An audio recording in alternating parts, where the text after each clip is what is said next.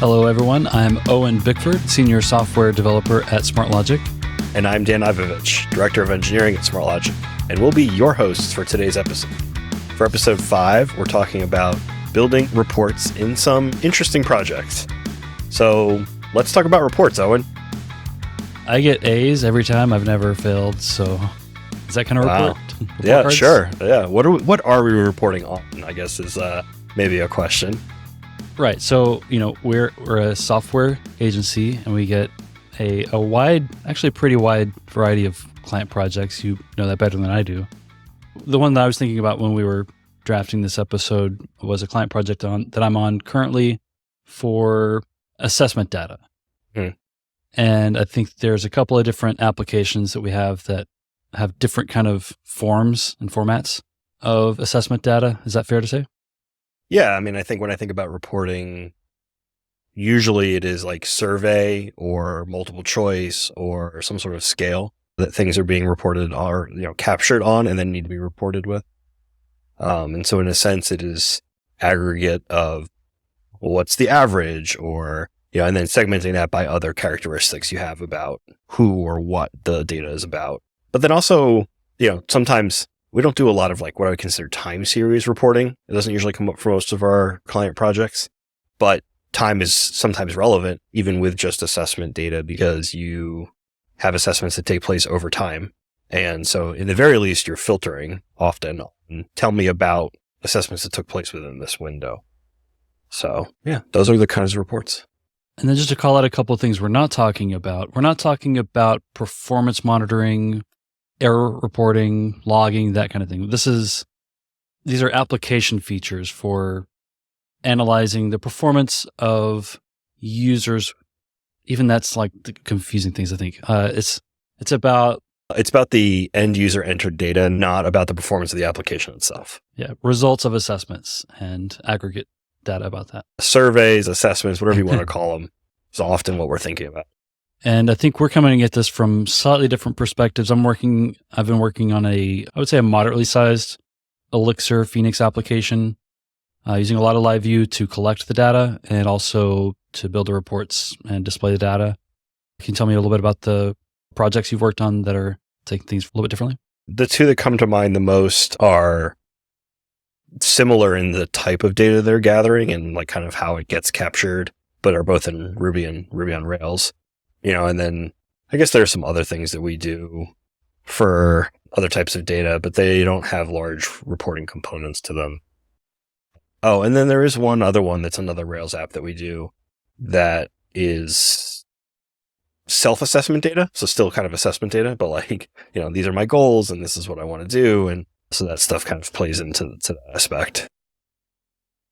Right. And I can think of apps that I use or apps that I've seen marketed on places. So like any kind of fitness application is going to have some kind of reporting about whatever data it's collecting. Medical apps will often have some kind of reporting as well. And they're gated usually over different time windows. So sometimes 2 days, 7 days, a month, 90 days, that kind of thing. Are there others that come to your mind? Like apps that we haven't worked on that might also involve some kind of reporting? Well, I mean, we do use Prometheus for performance capturing of various things. And so that's just like super heavy time series, metric type data, labeled and annotated. And so while we don't necessarily work on that as a core product, it is a product that exists that we leverage pretty heavily. You could argue like we do have some like push notification systems. That's a type of reporting. When a certain data exists and meets criteria, send a notification.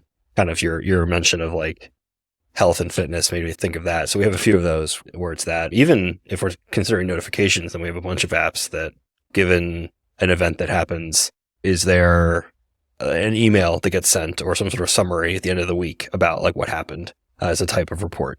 Not what you and I were probably thinking about when we came up with this topic, but still a type of reporting that you need to deal with. Just to scope this down a little bit, I think we'll focus on the type of aggregate data that we're kind of number crunching and then putting onto an asset somewhere or like a artifact. So there are different formats that we've supported in the application I'm working on, the client project. So first and foremost, we're building everything to be displayed on the web with maybe a couple of exceptions. Even just on the web, we also like those to be printable. And there have been a couple of different approaches to making views within our application printable, and that's all HTML. And then we also have been generating the same results in CSV format, so you can download a file to get just the pure raw data, the aggregate data at least. Yeah, that's always my favorite, right? Just give the end user a CSV file of a lot of stuff and let them figure out what they want to do from there. They're going to go to Excel anyway, so. And then I know we've been aspiring to generate PDFs because of the madness of printing, so that we can have more consistency. That is its own saga, PDF generation. Are there some other formats that you've had to interact with or produce? I mean, I think in one of our larger ones, those are the main formats, CSV, HTML, and PDF. But I think what's interesting about the approach that we took is there's a lot of kind of pre-calculation to get the report right. And it's a lot of data gathering and calculation. And it's more than is currently handled by the database, which, has its own disadvantages from a data optimization standpoint. But then the end result is we serialize all of the data that powers a report into an intermediate format. And then the neat thing of that is at that point, then the client can decide what type of data they want, and the report's already generated. So you can get an HTML preview and then say, yeah, that looks good. So give me the CSV or give me the PDF. And the system is only just then re-rendering based on that pre-calculated data. And we don't have to go through the whole generation process again. Right. And one part of the saga that we went through, I think initially when we were producing CSVs, the first pass was to generate CSV files on the server. So we'd create a temporary directory, do all this number calculation on the server, write all the rows into a CSV file.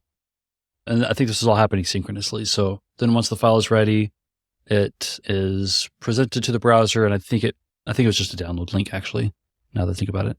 One thing I was excited about, I remember hearing in another podcast, I don't remember which one. I think it was Chris McCord talking about the idea, and I think they were maybe even spitballing about the idea of streaming some of the LiveView developments, that you could actually stream contents of a file directly into the browser, so you don't need a temporary file in the first place. It took me several months to kind of, A, get to the point where we had space to work on it, but also B, to kind of think through how to actually build that. And so I'm really happy that we have a live component in our system. It's called File Writer. And basically what it does is, it interacts with the Oban job and some pub sub stuff in our system. But as soon as the data for the report is ready, so it's gone through the SQL, Ecto, to gather all the data, and it's gone through maybe some reducers and maps and everything. We've got our kind of end result, our stream of records. So it's not being kept in memory on the server. And the file writer is able to receive and request records out of that stream. And it streams, it converts it all to I think JSON or just raw binary, and then writes it into the client side through a JavaScript hook using, LiveView hooks. So we get our results calculated into a stream. We pluck those rows out of the stream through the file writer, goes into JavaScript, writes into a blob, and then once it has received an empty row, where there's no more binary to be written, then it writes the file with whatever file name we provided. And the user just sees the file appear in their downloads. I'm on Mac, so I get this little animation where this little file floats up to the downloads in Chrome, and then I've got it in my downloads folder. And all of that happens a lot more transparently. It's all behind the scenes now, whereas it used to be a kind of a multi-step thing that the user would have to kind of go through to get the file. So the end result now is you click, download CSV, and of course, we're not dealing with huge amounts of data yet, so this all happens basically instantly. You hit download CSV, and then I'll instantly see a CSV file shows up in your computer. Yeah, it made me think, we've definitely had cases where we would do streaming of CSV files, and CSV works great for streaming because you can send a line at a time. You don't necessarily worry about where the end is. I think the first time I really thought about it a lot was in those kind of early Heroku days when you had a really hard 30-second timeout. Unless you opened a streaming connection and were still streaming data, then you could go longer. And so this was a common case from a reporting perspective of okay, well, we have a big CSV. It's going to take a while to calculate, and the user's willing to wait for it. So open that stream and then send it a few lines at a time or a line at a time. The disadvantages you get is if you can't, if as you open the stream, if you don't know how big the file is, then you can't tell the browser, how many bytes it's expecting, so it can't tell you anything on terms of progress. Like the user has very little indicator as to, will this ever end? Like, how long will I be waiting? Which isn't the best experience, but it does, from a technical standpoint, keeps your memory usage low because you're not necessarily piling everything up into memory to then send all at once, depending on how you're even generating those rows. And you can make it feel like it's kind of continually happening instead of there being like a long pause. It's just a trade-off, I think, to some degree.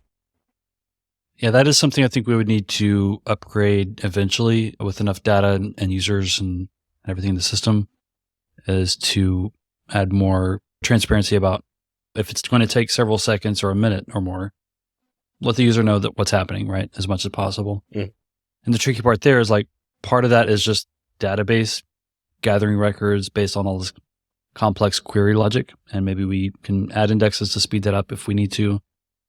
So we wouldn't really know even the size of the volume of data until those queries have been executed. And then we would at least know, if we're talking about like just rows, we would have a row count potentially. And then we could count how many rows we received out of the total rows and use that as a progress indicator.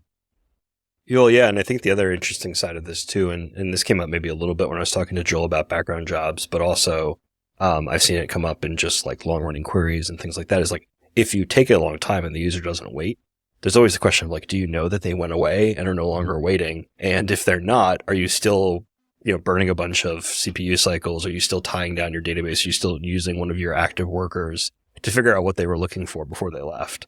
And when you have these long-running reports, something that we've had to bake into some of our more complicated report systems that we've had to build is some amount of like the report as it's gathering data to every some period of rows processed or data ingested or whatever it is that it's doing, to kind of check something that indicates whether the report has been canceled in some way or should no longer be completed, so that you can give up and free that worker cycle back to your pool. And that can be true depending on your system and your architecture, even for something that you're live streaming to a web page, just depending on what your ability is to notice whether the connection's been severed. Yeah, we actually have some really nice tools with LiveView. There's a terminate callback. So I don't think we've used this yet in our app, but whenever the LiveView terminates, like the user has been either signed out or they've, grown impatient, they've moved elsewhere, we could use the terminate callback to cancel the job that was created, previously, or cancel any jobs that were previously created by the user. So we have either very kind of like sledgehammer ways of solving that or scalpel ways of solving it. The kind of constant streaming of rows has the advantage, right, of like, if you are sending those over an open socket and that socket closes, your application may error because it's trying to write to a socket that's closed. But like, that's fine. That's like a happy let it fail case of good, I'm not wasting any energy anymore. But at least you like have the indicator that it stopped. Whereas on the pre-calculation side, if you're pre-calculating all the data, you may not yet know whether they've gone away depending on what your process model looks like. And one way around that, so like that may also be just depending on the exact, application, the user expectations, that may be bad user experience, that I click generate report. I don't want to wait for it. So I go about doing the rest of my job. And then I learn later on that the report never finished because I wasn't waiting for it. Mm-hmm. So I think one opportunity for improving UX in these areas is having kind of like a global notification system, so that we can just operate background jobs in the background and then notify the user whenever a result has actually, whenever a job is finished, whatever the result may be.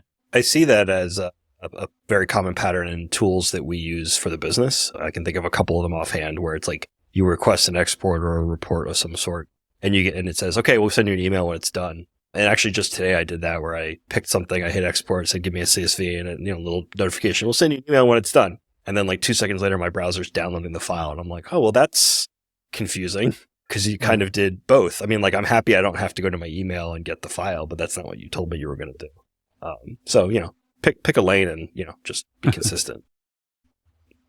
Yeah, I think even like adding some logic that, okay, if this job is completed after 10 seconds or a minute or whatever from whenever it was started, then maybe that's an email notification. Otherwise, notify PubSub or whatever in the system. Yeah, well, it's something that I think we don't think about a lot in the early design of our reporting systems, but can be very helpful down the line, is like, what are my early indicators based on this report? Either the account I'm reporting on, the date range? What are the heuristics I could use to determine, is this going to take a while or is this going to be fast? I've been in tools that we use where it's like, okay, if I'm looking at a week's worth of data and I say, give me a report, it doesn't tell me it's going to email me. It just gives me the file, right? But if I'm looking at like a year's worth of data and I say, give me a report, then it gives me the banner of like, hey, we'll send you an email with the link when this thing is ready. And so I think there are often those kinds of like indicators to drive a user experience that better aligns for the expectation of time. And I think, we kind of skimmed over a little bit at the top, the querying and gathering of data. I want to do as much in the database as I can because like databases are much faster at like pulling things together and summarizing data than most languages, but that's not always possible how things are structured. And, for applications sometimes that we inherit from other developers or that just were never like when they originally like thought of, didn't expect to have to query the data in this way. And so there's other solutions that sometimes we have to do there. And I've done a handful of them. Sometimes it is a matter of actually restructuring the data. And then now you have a maintenance problem of how do I keep this alternate form of the data current? But if it is, restructured and current, then I can report on that structure faster than the structure that powers the actual day-to-day usage of the application. And that's, I think, where you start to get into systems of like warehousing data versus live data and how all of that works, which is now you've added a lot more complexity to your system. But we've also done, the database can almost do some of that for you because you can often build a view and just materialize it. And so you're telling the database, like, restructure all of your data, it looks like this, and effectively make a copy with some sort of refresh interval. But that only works if your reporting is allowed to be some amount of time stale and that refresh is also fast enough and doesn't pull down your database in a way that is detrimental. And so we've, depending on the use case, we've had to, kind of all of those options. But the good news is there's lots of tools in the shed. Right. And those tools get upgrades, right? So the fun thing is you learn that like, oh, this was really slow and painful whenever we did this in MySQL, and we never want to do that again. Sometimes you find yourself working in Postgres, and maybe those rules or those pain points aren't exactly the same. Or even you do things a certain way in Postgres 9, and then a few years later, you're in Postgres 15 or 16 or something, and it just has different performance characteristics. So maybe your original solution would have actually worked on the later version of Postgres. But the whole point about data structures is something I keep coming back to.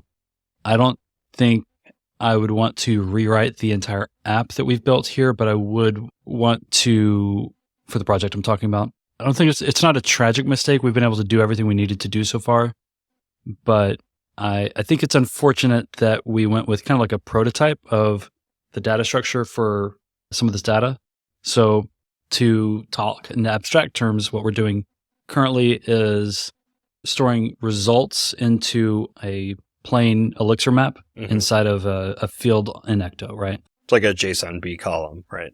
Exactly. So you got the schema that represents the kind of high order thing. And then you've got a field within that contains the kind of like the entries. Yeah, there's different kind of, let's call them facets. Yeah. That need to be stored within this kind of parent structure. And so we've got 3 or 4 different maps that contain that. And it's worked well enough. I think one thing in hindsight, or if there's a similar project that we are working on, the next iteration would be to break those out into associations. So each thing, grouping, yeah, right. Each item within this thing could have its own record, and I think on modern Postgres, this would have indexes on the right column so that it could all be aggregated well. That's one step, is kind of splitting out the data into separate tables.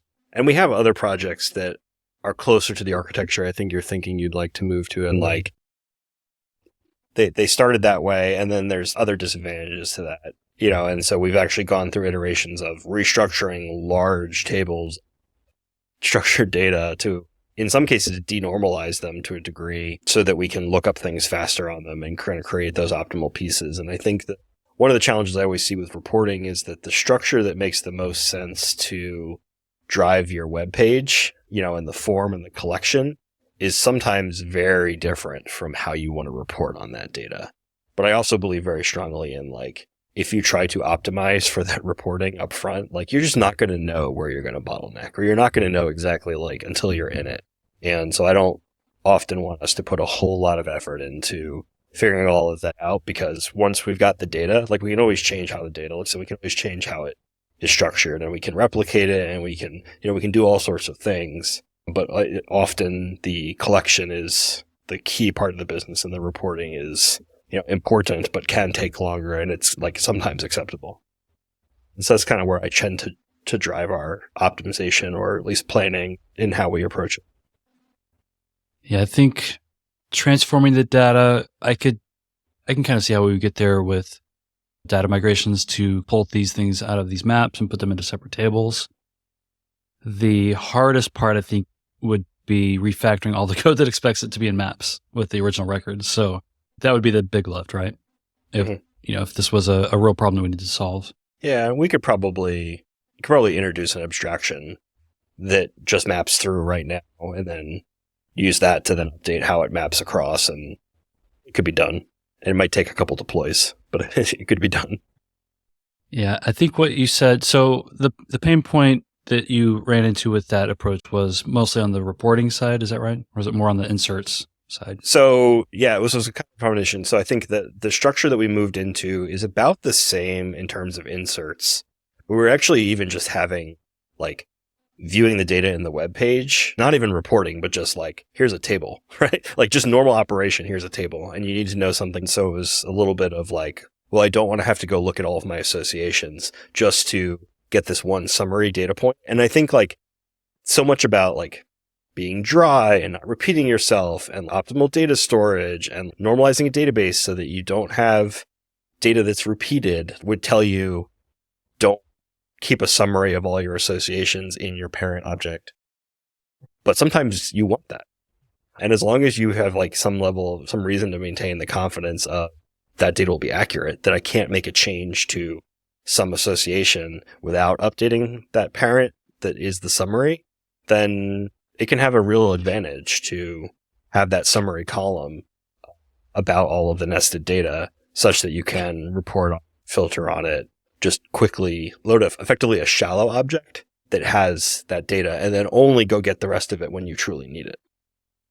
Yeah. So we are in a semi-happy medium, right? Yeah. So like I think they're very original. If I'm rewinding back a year to when this project started, I think the original idea was to have a nested map of, it's a hierarchical data structure ultimately that we're representing.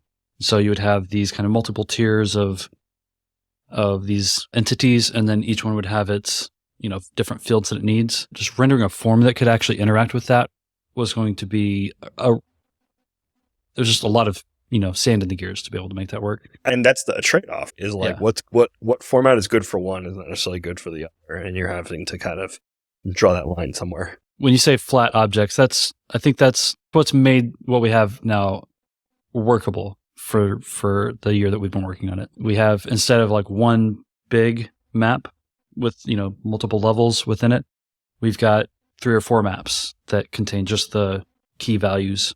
And the values are just simple values, strings, integers, maybe a list of strings, and that's as complicated as it gets in there. So I think materialized views are one way to store the data in the more kind of normalized, separate, associated table kind of format, and then generate materialized views that represent a recently accurate or eventually consistent aggregate information about that data. I think the next step from there would be something like event sourcing.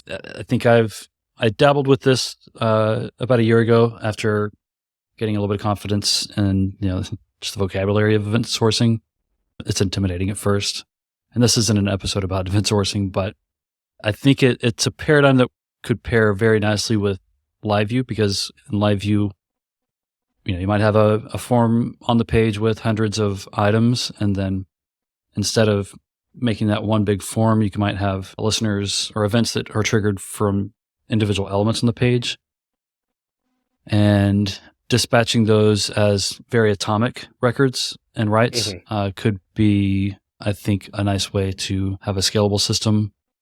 And then kind of like PubSub, it allows you to Like pub/sub is actually part of the equation, I think. But once you dispatch this event that like this particular type of data has been changed or inserted or created or whatever, then it can have all these ripple effects of now it's going to update this aggregate, this other aggregate. And I like the idea. Haven't implemented this in practice for this type of application yet, but I like the idea of like an event changed and it will eventually result in a report that is ready to go. It's like pre-calculated before anyone even demands it. Yeah. And we have some things that are, well, not like, I would say like event sourcing, capital E, capital S, registered trademark. They're like the idea of, hey, given this data or this change in data, let me go update the rows. Let me go do those pre-calculations that make sense. And then, when we roll something like that out, then the kind of first step is to run a job that goes and takes all the existing data and effectively plays it into your event stream and says like, okay, like pretend all these things are happening so that the end result is what it should be. And I think where that stuff gets intimidating to some people is like, could I have race conditions? Like, what are the order in which these things happen? And the order often then matters. Or, what if I miss something? And I think we're all maybe a little traumatized by the, callbacks in certain ORMs, that would be like, okay, well, when I update data here, go update data all these other places. And then you end up with this web that you can't untangle. And, but if you ever break the web or if you miss a piece, then you can have inconsistency in your data in a way that isn't great. And it may be that there's now been some progression in sourcing like frameworks and tooling that some of this can be kind of worked around. But I think for a new application, when you're still kind of like unwinding the problem space, I don't know, like maybe you can figure out the event sourcing from the start. Maybe you can't. You probably can. But I think it's not a tool that I see a lot of people reaching to. It's something we probably should dig deeper into it because I think it has some cool downstream impact on some of the things that we find ourselves having to do pretty often. Yeah, shout out to Commanded. I think I was actually on a couple of episodes where we talked to different folks who had used Commanded or done some form of event sourcing as well. I'd also listened to... We'll have to link some back catalog episodes there. Right. I know we talked to somebody. And I'd listened to a couple of podcasters from the PHP land talking about how great event sourcing is. I was really drinking the Kool-Aid. But they also mentioned that you don't have to buy into the full ES ecosystem. You can kind of take some of these paradigms and like just start breaking your data apart a little bit.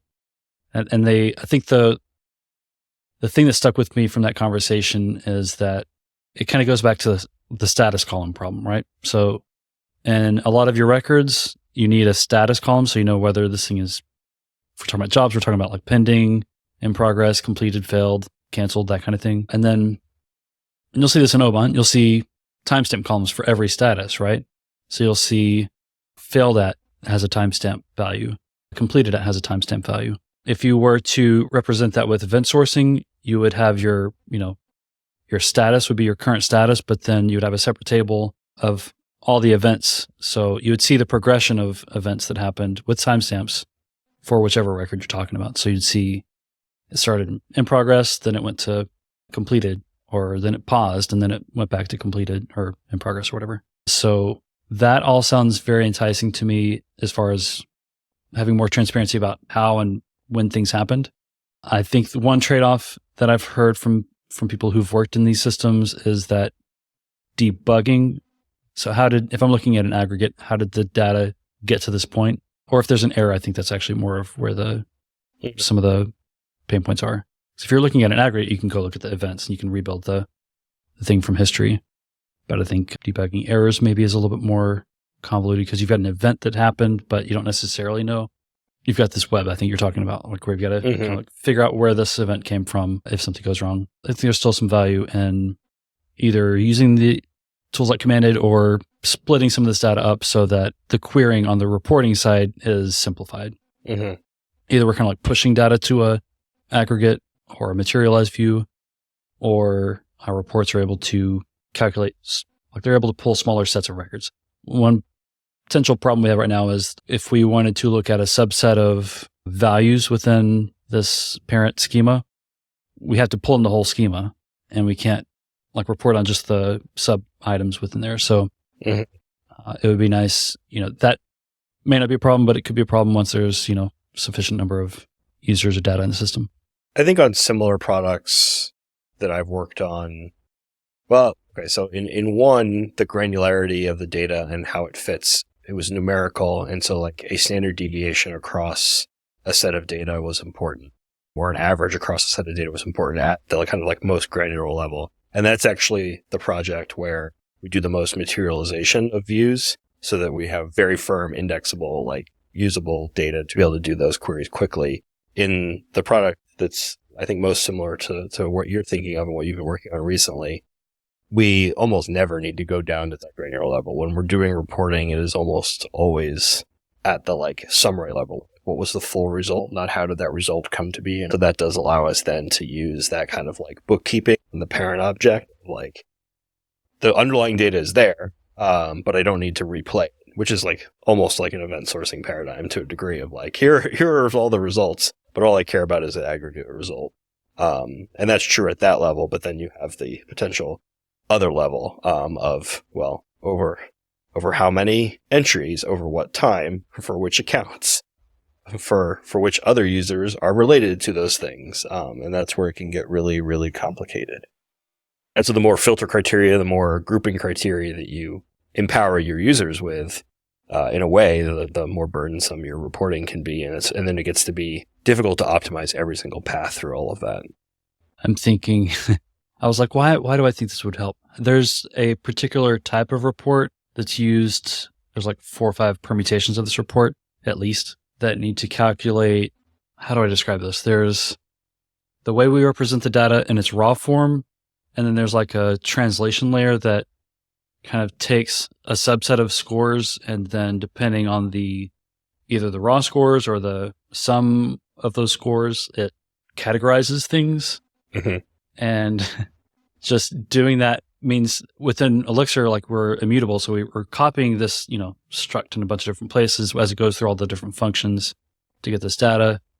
Whereas I think in an alternate universe, each of those functions could just pull the data that they need so that we're not passing around this mega object of stuff. So that's one way I think that it could improve things. I think tools like event sourcing and commanded, and even these tables are not the only tools that we have access to within the database. We also have things like triggers and stored procedures that could accomplish some of this. There's, I think, a healthy debate about whether that's a good approach because it can be very efficient and performant, but it's also a lot of times outside of the source control of your app. So if something breaks, how do you roll it back? You can kind of probably do that with migrations and, ecto migrations. We usually manage our triggers and views through migrations, but it does, whenever you have to iterate on them, it is more complicated than just writing an ecto migration because especially with certain things, you kind of have to know what's there. Like there's a lot of rules around changing views in Postgres. You kind of can't change the columns that are there in the order that they're in, but you can always add to the end. If you want to do like a replace, and then if you want to drop it, then you have to think what's the implication on my live running system. And so those things are just kind of pieces to keep in mind. We've moved to using triggers very specifically for just like very specific calculations that we don't anticipate to change, or I think like geospatial is probably the place where this comes in the most of like, okay, well, if I write the lat and the long to the 2 different columns, then like, I don't need my code to actually care how to know to make the geo point in PostGIS. Because I can make a trigger that will, anytime I touch those 2 columns, update the other one.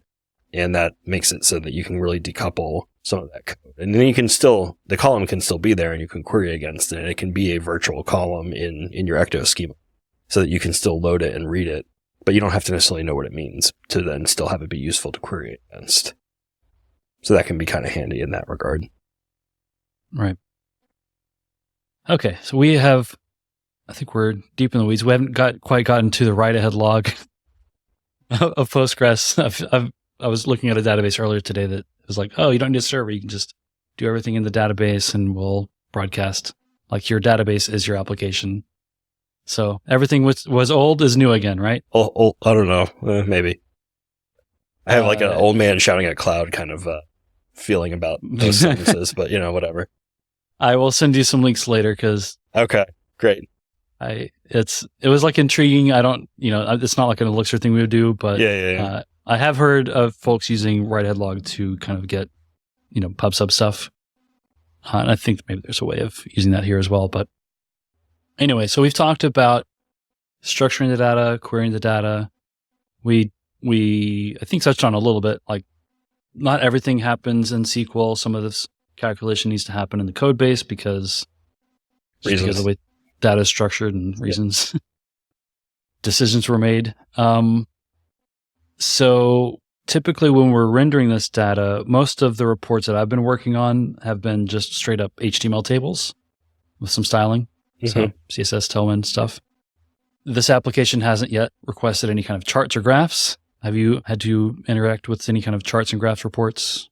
A few. I mean, in some regard, there's good, well, at least if you're talking about a browser side, there's like a lot of good packages for things like that. And so then it's really just a matter of feeding those tools the JSON scheme or whatever they need to correctly draw pie charts of certain widths and bar charts of certain heights and things like that. And an advantage of some of that, depending on the use case, we have one where there's a lot of like charts on the homepage that are just, here's what has happened. And what has happened can be good as of this morning. So you end up with a very cacheable result, which is, okay, do all the math to figure out what chart I want to render, and then just like cache that big JSON string that you're going to feed to the chart. Now you have a fast lookup of the data, and the chart can render, and everybody can be happy. Of course, that only works if you know all the inputs and the output is static enough. Haven't had to do a whole lot of charting into PDF, and I think I'm probably just happy about that. And I might just leave it at that statement: is I'm happy that I haven't had to draw a lot of charts into PDFs. Right. Yeah. If you're doing charts in JavaScript and then you're like, oh, we need to put this in PDFs, that's a yikes. Yeah. Like I know that in Phoenix Land, of course, anywhere you can generate SVGs. I know there are some tools I haven't used. I don't think I've used any of those charting tools yet to generate SVG charts. You can absolutely hand roll some SVGs, but SVGs are a bizarro world because like your graph starts in a weird place, and it's fun. So if you're generating charts that need to eventually land in a PDF, you probably want to start with SVGs because those will show up on the web page just like they will in a PDF. Hopefully. Yeah. Where I'm struck with this is like, this conversation, right? And like my experience versus your experience versus the team's experience versus the things that are available out in the world. And it just strikes me again of like pick the tools that your team is passionate about, that your team is good at, that the team like understands. There's lots of solutions to these problems. And don't fret about it too much because like the thing that's going to bite you is not the thing you think it's going to be. It's going to be something else. I think that's like been universally true in my experience, especially around reporting. And so like on some degree, like this is where having like we touched a little bit on monitoring as reporting is not what we meant. And it's not what we mean when we talk about building reports. Like, don't build your own monitoring system. There's good ones out there, but use one so that you know where things are falling over and so you know how things are going to perform. And so you can kind of get ahead of these issues that you're going to have kind of no matter what. Unless you have some magic ability to anticipate all of your users' usage patterns.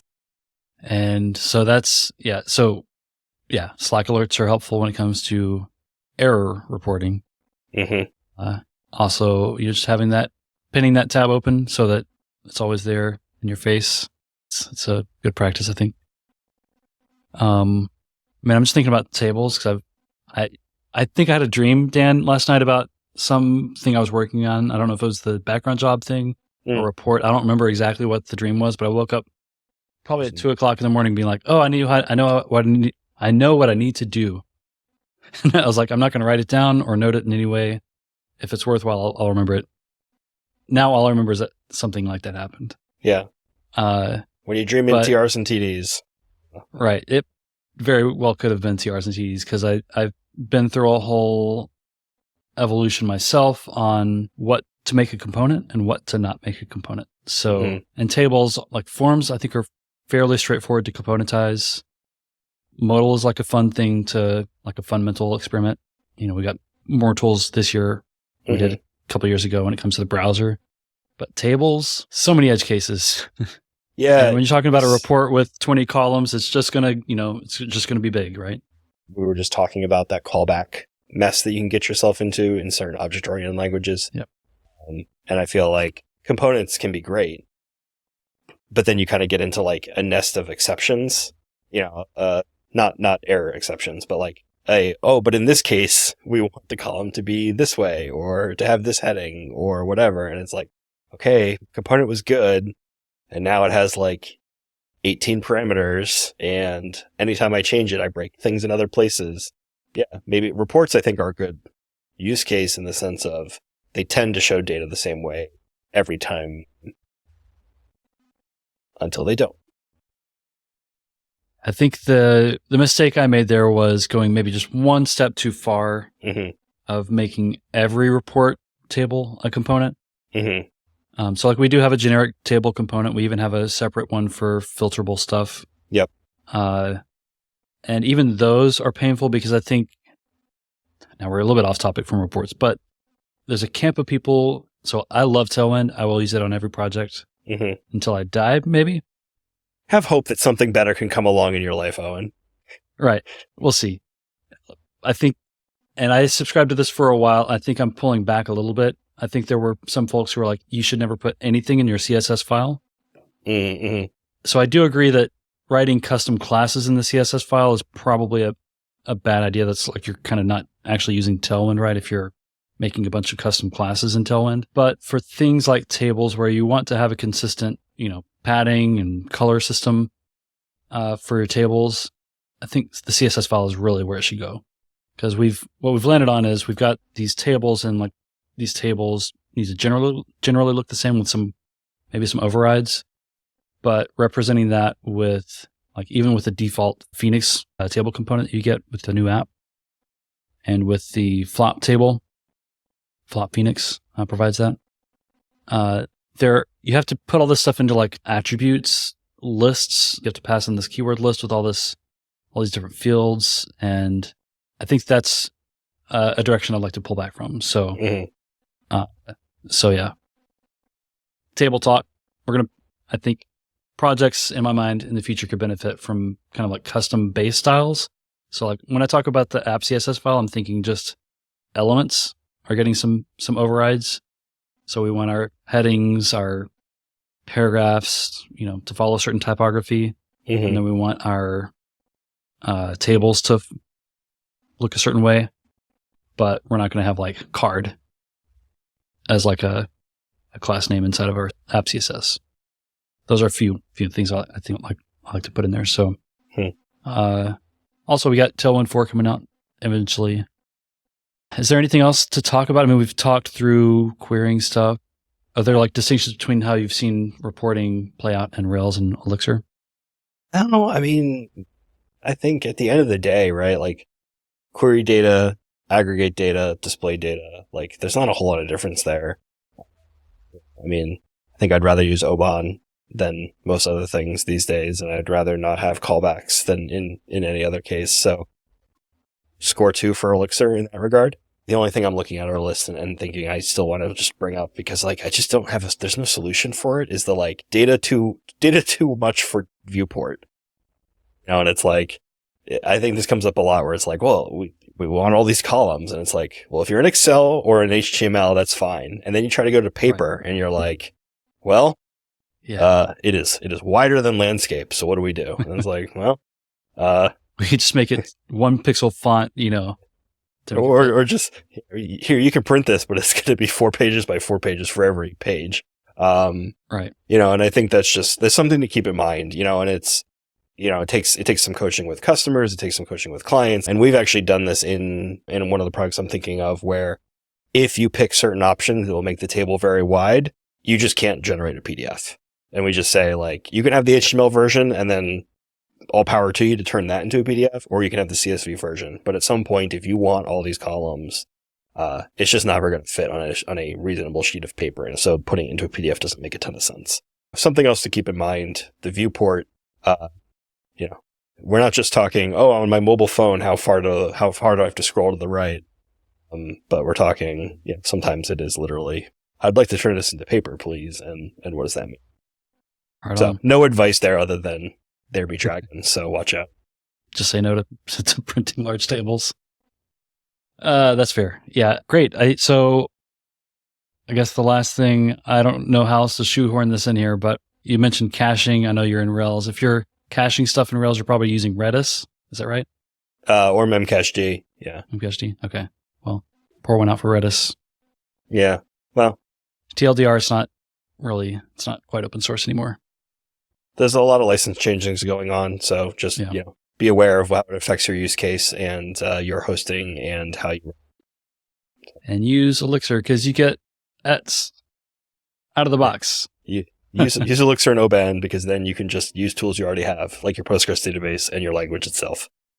That's my, I think I'm constantly reminded of this.